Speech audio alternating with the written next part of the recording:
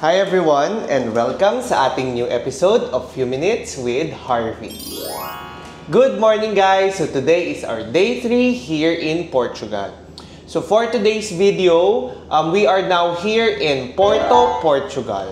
So kahapon pa kami dumating dito guys, mga gabi na, mga around 10:30. And then, hindi na ako nag-take ng videos kasi gabi na rin yun at wala na rin tayo masyadong ganap. And kumain lang naman kami, din nagpahinga na.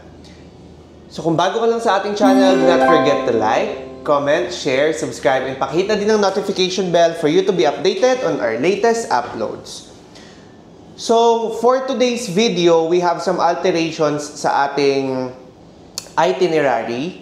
And before anything else, if umabot ka na sa video na to, hopefully napanood mo na yung ating first 3 videos on where nagpunta muna tayo ng sunset boat party sa Lisbon. Nagpunta tayo ng Fatima yesterday and nag-Costa Nova din tayo. We have other playlists, so don't forget to check it out if you have time. And para din magkaroon kayo ng idea sa mga naging travel natin for the past few months and for the last year. So for today, since nandito kami ngayon sa Your Oppo House, as in nandito lang kami sa may city center mismo ng Porto. And napakaganda guys. Napakaganda ng bahay, napakaganda ng room, and it's value for money. Hindi ko muna kayo i-room tour for today kasi we have a lot of agenda laid upon. So, videohan na lang natin siya tomorrow. Isasama ko siya sa vlog natin tomorrow para hindi ganun kahaba yung vlog natin ngayon. Ang plan namin for today, actually may nakaset na ng plan itinerary, but meron pa na sila ditong hop on and off. On where, magbabayad ka ng 30 euros, including na yung river cruise, dito sa Porto, and you have the chance to visit all the tourist spots for 24 hours na hindi ka na masyado nagbabayad.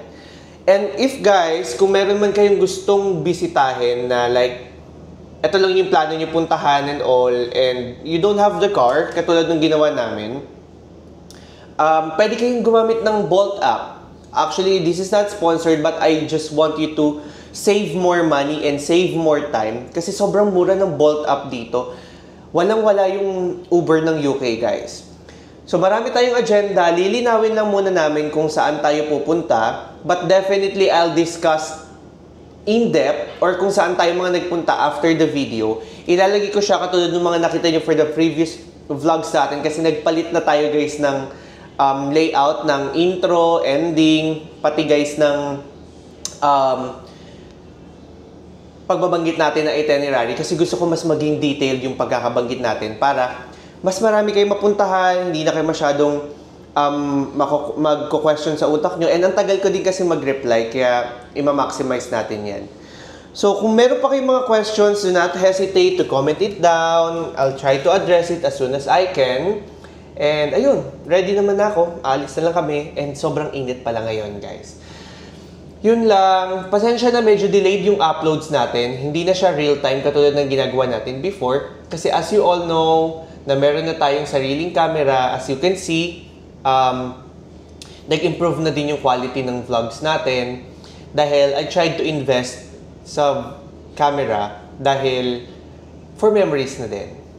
So, yun lang. Hopefully, pagpasensyahan nyo at supportahan nyo pa rin yung vlog kahit hindi na ako real-time like kasi ginagawa ko before, di ba?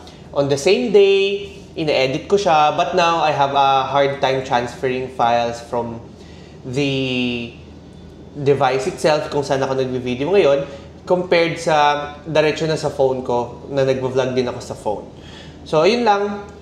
Masyado nang mahaba yung intro natin and papakita ko na lang sa inyo yung napakagandang city ng Porto.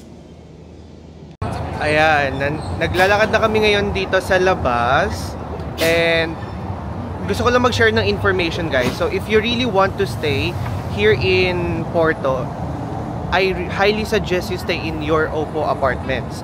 Because the thing is, if you rent with them, you have the chance to get some discounts on the hop on and off. And earlier we just took the hop on and off for 48 hours. So that's for 2 days guys. With river cruise and wine cellar visit. So it only cost us like 39 euros each or 105 pounds for the 3 of us. So yeah, yun ang gawin nyo kaysa maghanap kayo ng ibang ano, at least sa kanila discounted kasi accredited sila dito sa mismong yung gray line ba yun? Yung gray line buses nila. So pakita ko naman sa inyo sa kabila yung itsura ng Porto sa umaga.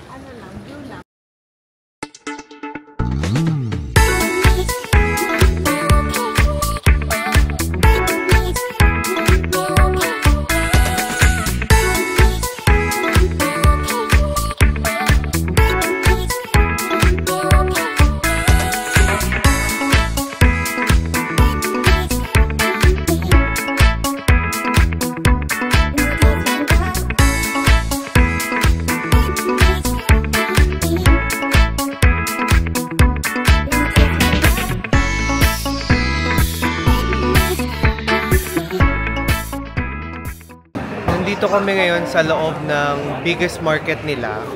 Nakalimutan ko lang yung pangalan. Ano bang pangalan nito? Basta mamaya... Diana, ano pangalan nitong market na to? Ruado Progreso? Bolao. Bolao. So ayan guys, nandito kami ngayon sa Bolao. Isa to sa mga famous markets, wet market sila or fresh market dito sa Porto. And right in front lang ito ng Your Oppo apartment. So if you want to visit, might as well stay here. Wait lang, cut ko lang sandali ha. Okay, pasensya na. Nag-cut lang kami ng video kasi nag-discussan lang kami about sa wine cellar namin for tomorrow. So for today, gagawin na muna namin lahat ng magagawa namin. Pero mag-gray line naman kami, so hop on and off yung bus. So hindi na namin kailangan mong problema. Pero I will discuss everything to you on where we will go para you have an idea of saan tayo napadpad for today. Ayan, hanap muna kami ng breakfast. Hindi ko na masyadong videohan lahat ng mga makikita ko para you still have some stuff to find kapag napunta na kayo dito.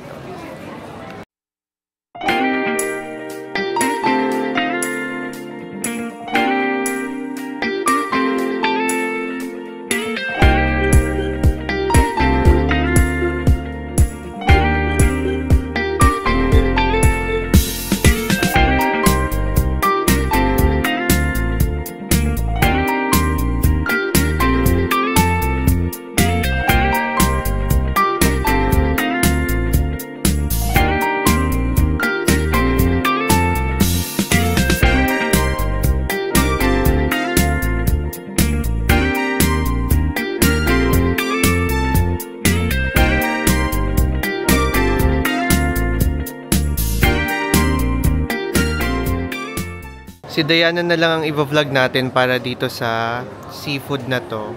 So, ito yung sardinas. And yung Guys, isa ay... 555. Totoo ba? Yung mackerel ng 555. Tignan mo lang, kasang kagat. Ayoko, seafood. Pasensya na guys, I really don't eat seafood. Pero kumakain siya ng cod, guys. Tsaka ng hipon. Yan, ano na yan? Wag pati stick, Diana. Grabe naman. So, masarap, pareho. Malansa. Siyempre. So, yun, dyan ay Real Bolo. Ay, sorry. Ayun yung name niya. Real Bolhua. Bolhawa. Cafeteria. Bolao. Okay. Ganitong marketing ba ang kailangan natin? O, tingnan mo. Paano ka naman din mapapabili niyan? Although masarap naman talaga yung pastel nila. Eh, meron ding pastel de nata na may chocolate. Iba ang marketing. Oh, best pastry in the world, #1. Pastel de nata. Huwag ka, Ning. Okay, same lang naman. Alam nyo naman na ang gagawin kapag maraming tao. Pilahan.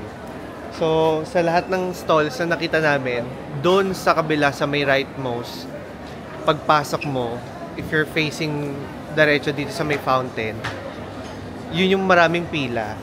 So, yun ang pipilahan natin. Okay? Para matikman natin kung masarap ba nga yung pinipilahan nila. Bibili muna tayo. Tingnan nyo na lang sa Instagram natin yung mga post natin. And then, verdict natin kung masarap ba siya. Dito na kami magbe-breakfast para malapit lang. And para tipid lang din.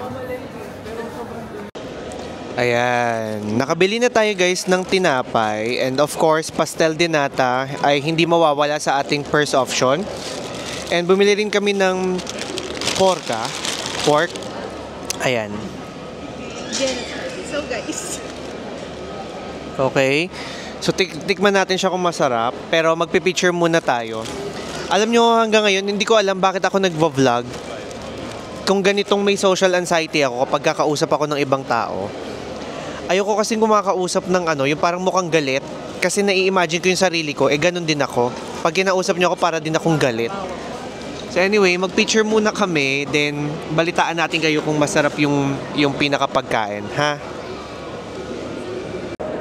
In fairness, masarap yung pork at saka yung pastel. Parang consistent naman siya so far sa lahat ng na-try namin. Then may na-try kaming bago, ito. Hindi si Diana, ha? yung hawak ni Diana, para siyang macarons na kababayan na may nata.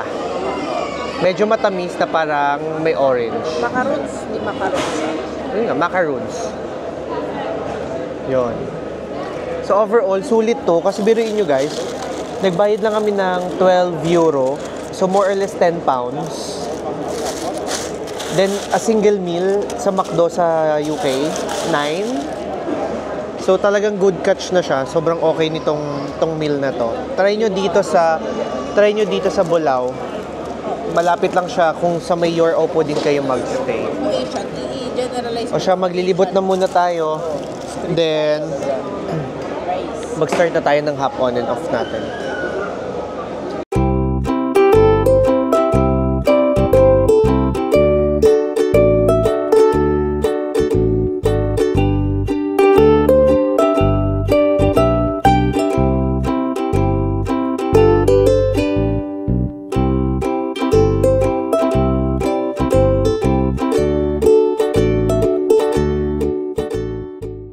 Nakasakay na kami ngayon dito sa hop on and off, and luckily kami yung nauna sa bus, so we have the best spot. Dito tayo sa lilim, and at the same time nandito tayo sa pinakaunahan. Mamaya ko na lang ililipat doon sa kabilang screen, then magsasalita na lang ako along with pakikinig ng information regarding dun sa mga madadaanan namin. I think this is the best place this is the best activity to do para hindi kami mapagastos sa pagbiyahe-biyahe. Kasi, kunwari, may gusto kami puntahan na area, pwede kami bumaba doon and magpicture, then sakay ulit, lipat sa another location. And for 48 hours, free. I mean, you have all the access. So, dalawang line to, orange line at saka blue line. So, dalawa yung pwede mong libutin. Yung isa within the Porto, and yung isa tatawid sa Gaya. Gaya, di ba? Sa Gaya. So, ayan. Hayaan lang muna natin mapuno yung bus, and then, pag nakasakay na lahat, mag-start na yung tour.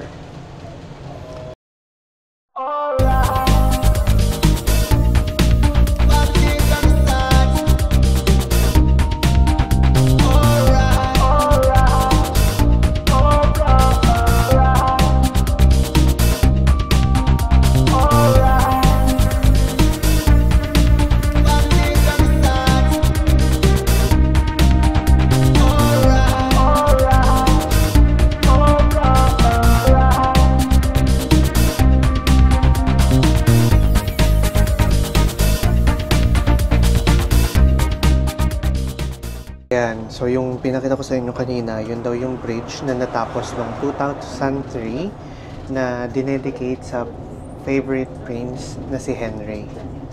So yun lang yung masyado kong naintindihan kasi isa lang yung gumagana guys sa headphones nila. So okay, magdi-discuss ulit tayo mamaya kapag may nakita na ulit tayong spots.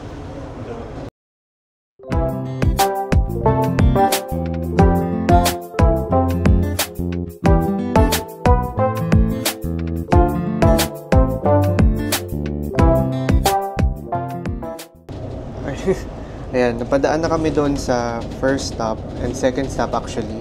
yung WOW o World of Wine Museum and yung Caves Barmester. So yung WOW ay an expansive new cultural district where everyone is welcome. So ito daw ay located sa historic heart of Gaya, a short distance from center of Porto.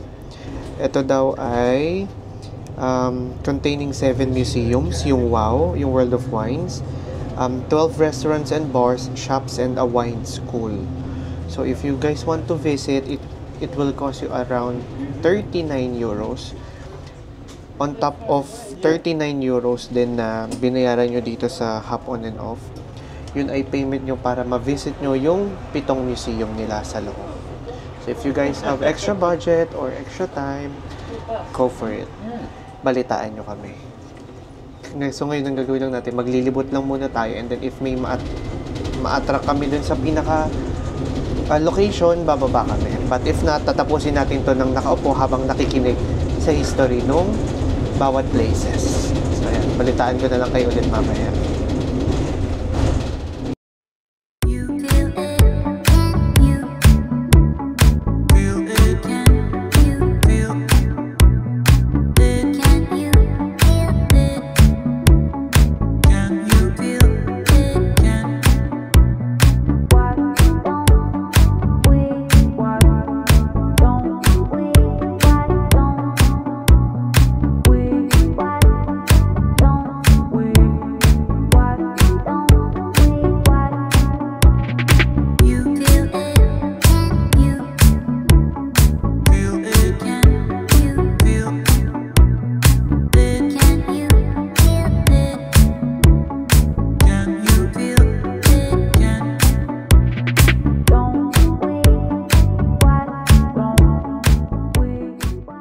Welcome back to us.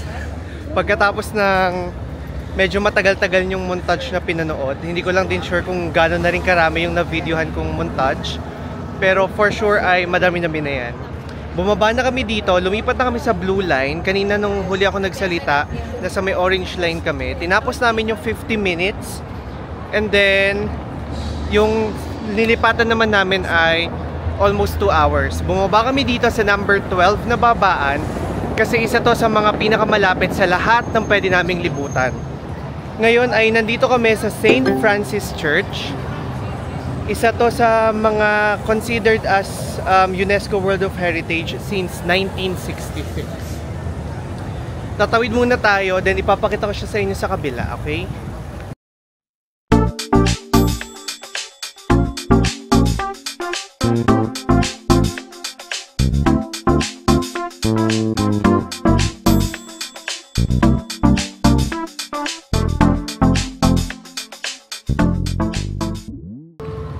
Unfortunately, hindi na kami papasok sa St. Francis Church kasi may instructions doon bago pumasok na bawal mag-photo and videos.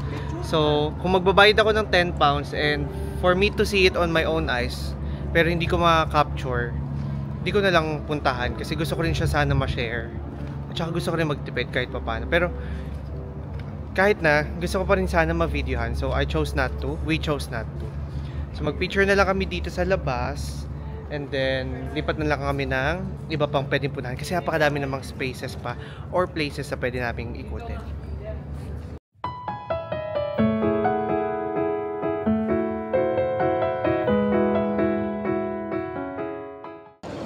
Ayan.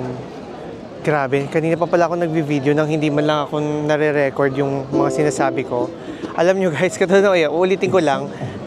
Siguro Porto is built for tourists talaga kasi halos nandito lahat din ng tourists. And kapag may gusto kang tambayan, like gusto mo sa may riverside, tambay ka lang dito. And ayun, mag-walk around ka na lang, ang dami mo na rin makikita. So yung sightseeing, dito yung nangyayari. Basta bumili ka lang naman ng ticket, so wala na rin yung problema. Lipat ko lang sa harap ko para makita natin yung ibang views, okay? Yan. So ngayon, ganun. Naglilibot lang muna kami. Hanap lang tayo na pwede natin makapagpa-picturean para ma-post natin sa Instagram. Then enjoying the view. Then that's basically it. So, tanggalin ko lang ako. Then lipat natin sa kabila. Then try natin mag-montage ng mga ilang seconds.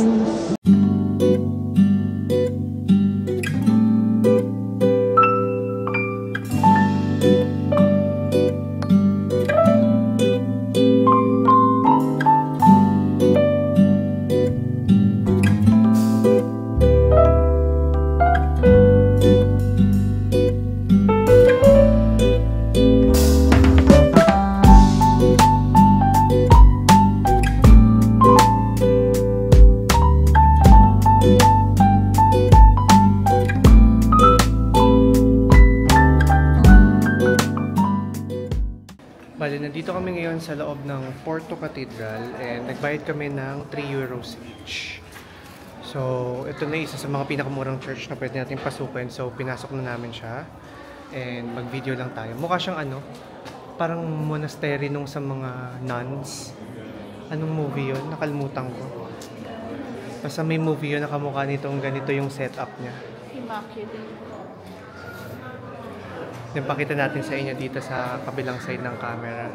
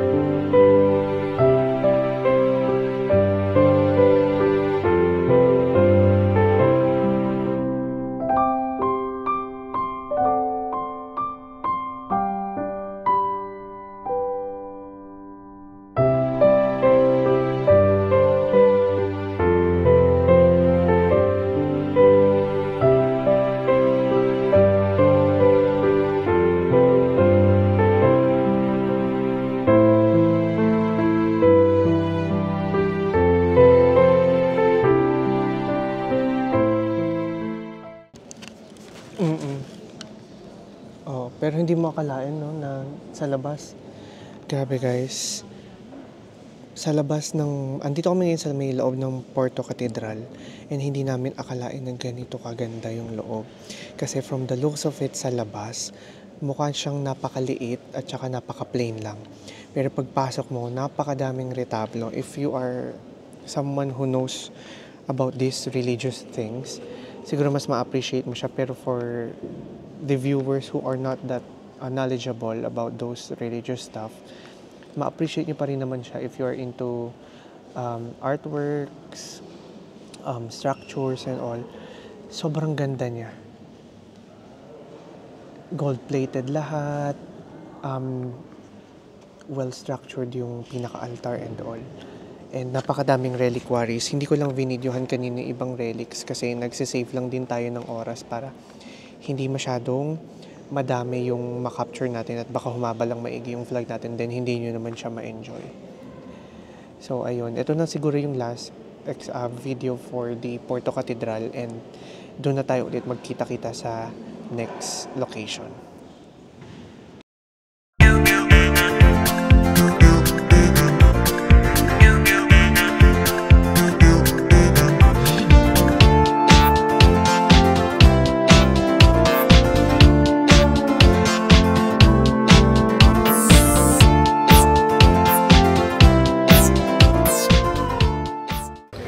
We are down to the last few spots na pwede nating mapuntahan before tayo mag-continue tomorrow. And even though hindi ako kumakain ng sardinas, pumasok kami sa sardine store kasi napaka-colorful niya, ang vibrant ng kulay, tsaka maganda na tingnan. So let's see, baka pag kaya natin bumili tayo. Para may uwi tayo sa mga tao sa UK. Kasi hindi mo ito aabot sa Pinas. Pakita ko sa inyo sa kabila. Ang cute niya talaga.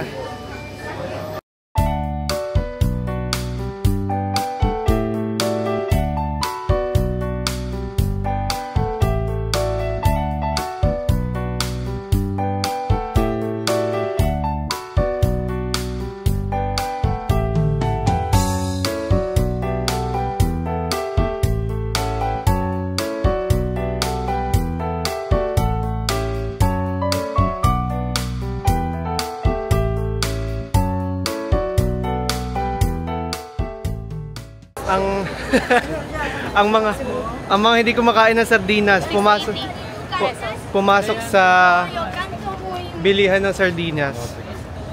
So hindi naman ako kumakain guys ng sardinas in seafood in general.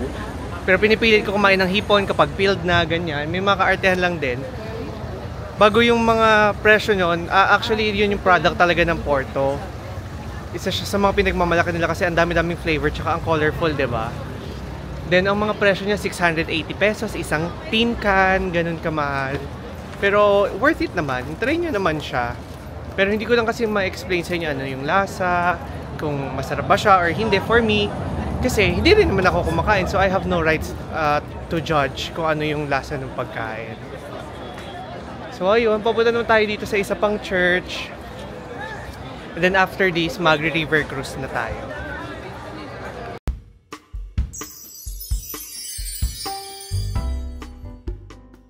May nakita kaming isang area, Mantegaria, Fabrica de Pastries de Nata or Pastil de Nata. So pupunta tayo doon. Dito lang kami sa harap. Bibili kami para matikman din natin kung anong difference, okay? So pakita ko lang sa inyo sa harap.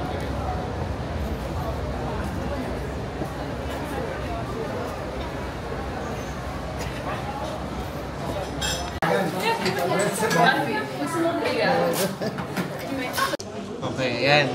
So ngayon, Mantegaria. Ano ba paano banggitin? Mantegaria. Ewan ko guys, basta ayan, Mantegaria. So titikman natin yung kanilang pastel de nata. Kasi ang dami nakapila eh. Hindi ka nag-play eh. Ako nagpe-play nga oh.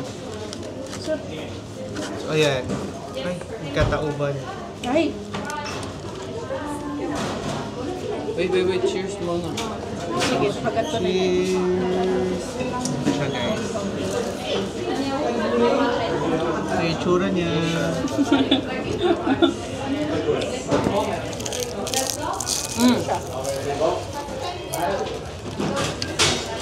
Ano yun? ASMR?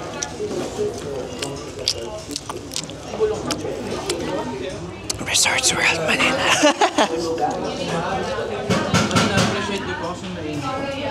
Masarap siya kasi mainit.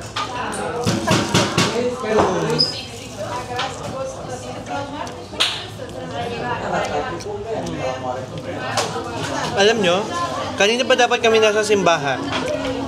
Dami naming stopover.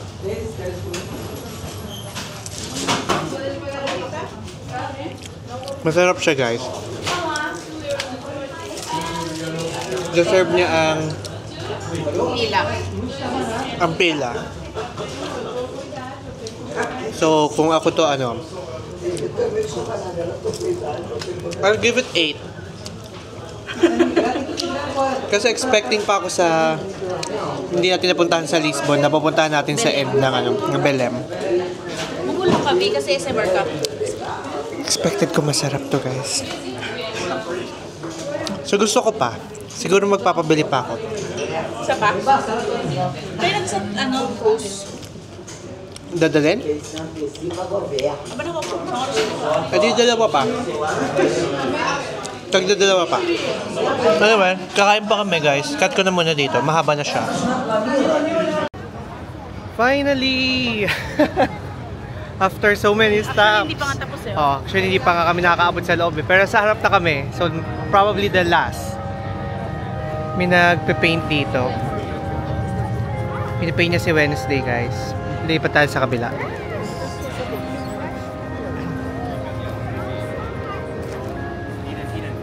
Oh, diba? Ang galing. Mga chalk artwork.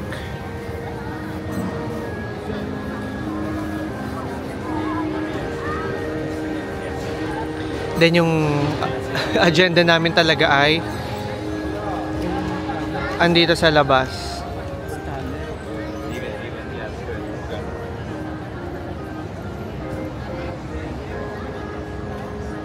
Yan ang hindi ko mag-get sa Europe, guys. Light show yan sa loob? Bakit lahat ng simbahan sa Europe, halos lahat, hindi naman lahat, pero halos lahat may bayad? Bakit kailangan nyo pa kami pagbayarin para makita namin si Papa Jesus? Ginagawa nilang business ang church. Although I understand for conservation, restoration, and everything, but setting an amount for you to enter, parang it's a no-no. Ewan ko ba? Pero titingnan natin kung makakapasok pa tayo. Let's see dito sa kabilang side. Pero kasi yung light show daw yung sa kabila eh. Let's see dito kung ito yung entrance ng church, okay? Ayan, nakapasok na kami ng simbahan. And may bayad yung light show nila. Imaginein mo sa loob ng simbahan, nagkakaroon ng light show. Pakita ko sa inyo sa kabila yung preview kung ano yung nangyayari sa loob ng simbahan kapag light show na. Ayan guys, oh. Ayan, bastos na matay. Ayan yung nangyayari sa loob ng church kapag may light show na. Imagine loob to ng katedral. Ayan yung pinaka-altar. And nakikita nyo na may mga lights na siya na, ano ba yan? Pink or violet. So, ito yung pinakabuuan ng simbahan.